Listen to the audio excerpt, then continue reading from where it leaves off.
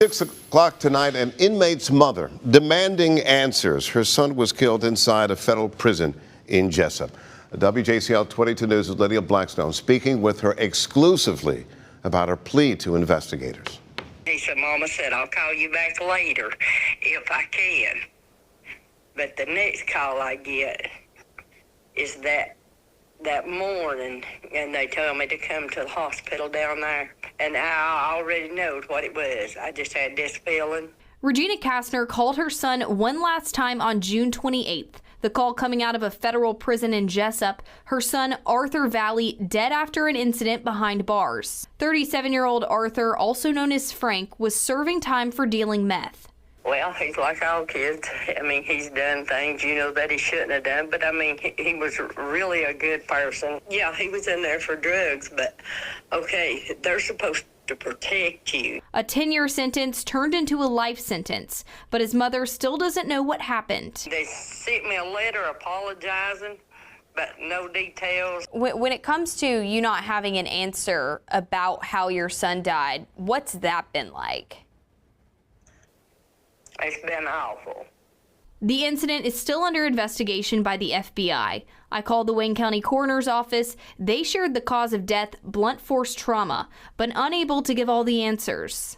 So it's not been ruled a murder yet? Once again, I can't say. I mean, the results just came back from the crime lab yesterday. Kastner says she talked to her son nearly every day during the year he had spent at the federal prison. I haven't broke down yet. I'm trying not to. But I'm angry. Asking for answers to who killed her son. They're still walking around. I'm going to go to the cemetery with mine. He won't come home. Lydia Blackstone, WJCL 22 News. Let's talk about an effort to tackle the violence inside Georgia prisons. Georgia, by the way, has a new House subcommittee. And the goal is to investigate ways to improve and fix any safety issues inside the state prisons. The committee will examine the impact that this could have on the state budget. This committee created after a staff member was shot and killed in an apparent murder-suicide. This happened at the Smith State Prison located in Glenville. Governor Brian Kemp announcing that he has hired a consultant to conduct a review of the prisons. It's kind of a work in progress, maybe a little bit, and just see what we find and see what we can help with. So we want to be helpful to the agency and help them make sure that our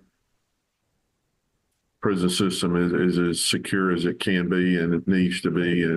You just heard from Representative Matt Hatchett. He is the chair of this subcommittee. He wants to make sure there is enough money in the budget to pay for any reforms.